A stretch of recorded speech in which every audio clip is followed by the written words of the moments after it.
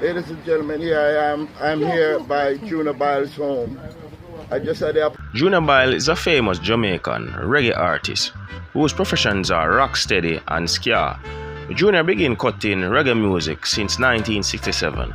He affiliates with labels such as Trojan Records, Heartbeat Records, and many more. His full name is Kenneth Byles Jr., born the 2nd of February 1948. He's 74 years old at the time of this production, and also he's known widely to many as King Chubby or Curly Locks.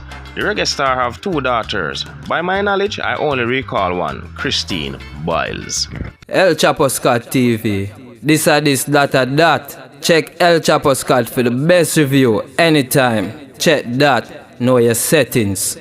Byles was named after his father, Kenneth Byles Jr. He was born at Jubilee Hospital in Kingston and grew up in the city Jonestown ghetto, where his father worked as a mechanic and his mother as a school teacher. His family were devotedly religious, and his early musical education came from singing in church.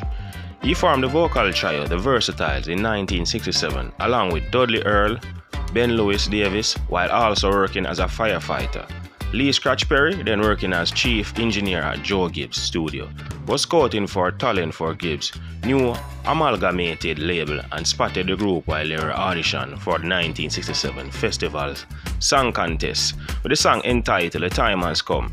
Perry signed the group to the label but left Gibbs soon after the Versatiles stayed with Gibbs for 2 years, before moving to work with Perry and then to Dew Creek's Treasure Easy label, also recording for other producers such as Laurel, Atkin, and the group split up in 1970 with Byles still working as a firefighter, but continuing to record solo for Perry, sometimes with the other former Versatile providing harmonies.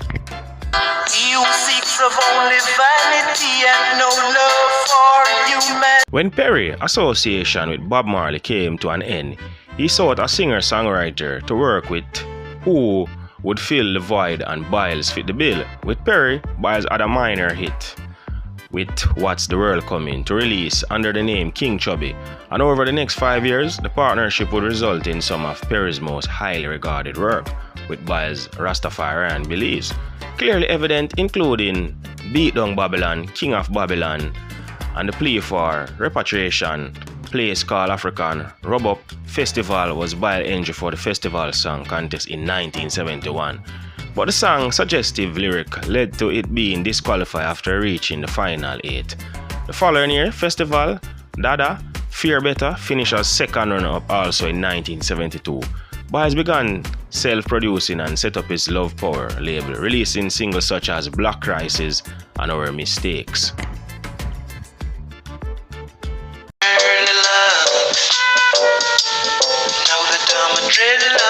Junior Byles was one of the several reggae musicians to offer support to Michael Manley's 1972 general election campaign, released a single entitled Joshua Desire and Fear Hiding. Joshua referring to Manley and Fear to the ruling Jamaica Labour Party leader Hugh Shearer. Manley was elected by improvements for Jamaica's poor were not immediately apparent, and Byles was one of the several artists who had support Manley, who voiced dissent, releasing the scatting When Will Be Better Come. And at the end of 1972, Byles has his biggest hit to date with a cover version of Peggy Lee's Fever with Adobe rhythm produced by Perry. November 1972 saw the release of Byles' debut album Beat Down Babylon, which along with a series of singles that followed established Byles as a major force in Jamaica, as well as establishing him with audiences in the United Kingdom. Curly Locks being particularly successful there.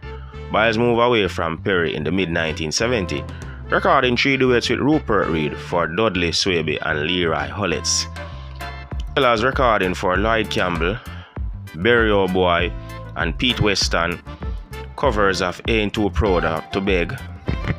Ladies and gentlemen, this is an icon. This is iconic human being.